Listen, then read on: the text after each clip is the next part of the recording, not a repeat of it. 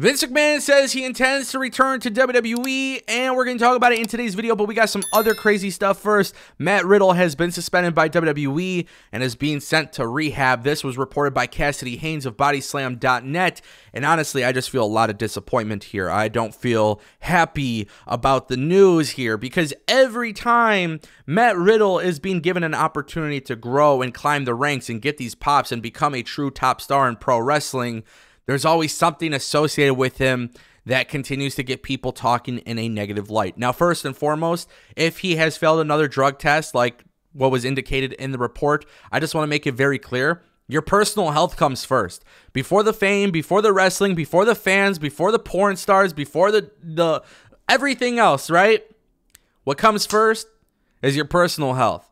So, obviously, based on what I saw in this report, you know, with Matt Riddle failing a drug test before Vince McMahon left the company, that's why they had to push back his match. And then it was also reported that basically the new management said, hey, if you fail a drug test again, you're going to go to rehab or we're going to terminate your contract. You know, personal health comes first, okay? Matt Riddle has to take care of himself first.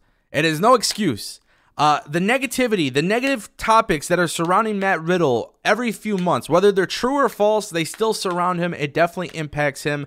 I don't want to see these things interrupt his potential. And I feel like that's where we are with this situation. Matt Riddle's a hell of a talent. He's getting the reactions. Kids love him. The fans love him. He is doing great stuff on TV. Some of his best stuff has come since Triple H took over. He's literally been given a last chance to showcase what he can do in WWE. Failing a drug test in WWE, which I guess WWE doesn't even report, like they reportedly don't even test for weed anymore. I don't know how accurate that is, but if that is true, obviously something else is going on here. So the most important thing is that Riddle gets himself clean, gets himself back to normal, and then, you know, maybe WWE will take a chance on him. But I think, you know, after so many times, it's very hard for WWE to continue moving forward. So for anything else to matter, your personal health has got to be good. Your personal well-being has to be good. And until that's good, I don't expect WWE to put him in, you know, television or anything like that anytime soon. So just kind of letting you guys know what's happening there. I don't like it, unfortunately, but hopefully Matt Riddle can get cleaned up and everything goes well. WWE has reportedly trademarked King and Queen of the Ring. Yeah, that seems to be the name for WWE's new PLE, Premium Live Event.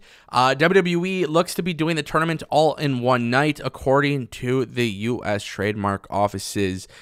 This is a really, really interesting thing because we all know that Triple H was in favor of bringing back the tournament. We've actually talked about WWE doing the tournament, but now that the trademark is there, it appears that WWE is not going to be doing two separate pay-per-views or PLEs. They're not going to be doing... It doesn't even look like WWE is doing a two-night event. It looks like WWE is going to do this all on one night. So obviously, there are some pros and cons to doing that. Now, I've talked about King and Queen of the Ring, and one thing I need to make sure I'm saying very clearly into the microphone, because I know how wrestling fans can get, and they will say, Ango's a liar. Listen. Tournaments could be good for wrestling if there's implications from them that lead to something great. Tournaments just thrown together with random matches thrown together is garbage, okay? If I'm WWE, I understand you're going to have some random matches, just like AEW should have some random matches. But I want to see the bracket be comprised of current existing storylines that could then progress through the tournament, therefore creating more value for the tournament. Because, hey, for an example, Seth Rollins, Cody are feuding. They're in the tournament. There's a storyline there. Cody Rhodes wins. Now it feels more like a big deal that Seth Rollins lost to Cody Rhodes in the King of the Ring tournament because something good could have come out of winning the King of the Ring tournament. It's quite simple. So I really hope WWE understands that you don't want to just throw random matches together. I understand you might have to do some of that, but some of the matches in the tournament should have at least some sort of storyline or something, you know, involved with it, some sort of logic as to why they're being paired together, because I think that's important. I also think it's going to be really interesting to see so many of these matches go down in one night. I don't know how that's going to work for WWE. That really intrigues me. Maybe it's good, maybe it's bad. I don't know if it's going to be good, but it is something to obviously note. And for our final news story of today's video, guys, we got to talk about it. Vincent Kennedy McMahon. Wall Street Journal dropped this report today. WWE's Vince McMahon faces fresh demands from women alleging sexual abuse. Actions come as wrestling board assesses damage caused by the former CEO's secret hush packs. Now, as far as all that goes, I'll let you form your own opinion based on the news and rumors out there, based on the allegations and everything that's out there.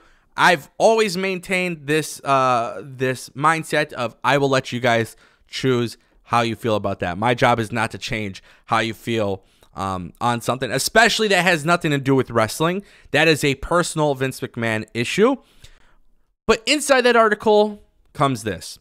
Ex-WWE CEO Vince McMahon has told people that he intends to make a comeback, that he received bad advice from people close to him to step down amid a sexual misconduct investigation, and that the allegations would have blown over had he stayed. Vince, do not come back to WWE. You are not needed in WWE. Okay, I'm just throwing it out there. WWE has been absolutely incredible compared to what Vince McMahon was doing. I don't want to see this happen. It goes to show you how bad WWE was under Vince McMahon's leadership. And look, Vince McMahon understood structure. He understood business. He understood a lot of great things, and I do not by any means want to discredit that. But what I need to do is give credit to Triple H and Stephanie for showing us everything that Vince McMahon did wrong. More talent are being seen on TV. More things behind the scenes are important. The little details matter. I mean, WWE has done a 180 and literally like everything has become so much better. Is it perfect? Absolutely not. But it has become such a great, enjoyable experience to watch WWE these days. When Vince was writing TV and doing all of that stuff, guys, it was not good. Look at what people are saying about WWE backstage. The morale. People feel good and happy about their job. They don't feel scared about losing their job. Wrestlers feel excited to come to work. People are excited to pitch their ideas. WWE is giving people opportunity. Look at what they're doing with Tozawa, for example. I mean, like, literally, like, it's just the small things that make a big deal.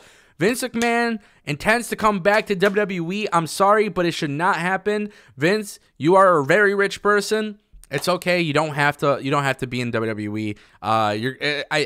You just don't have to be there, okay? It's as simple as that. Guys, I want to know what you think in the comment section down below. I appreciate so many of you guys watching today's video. As always, subscribe for more.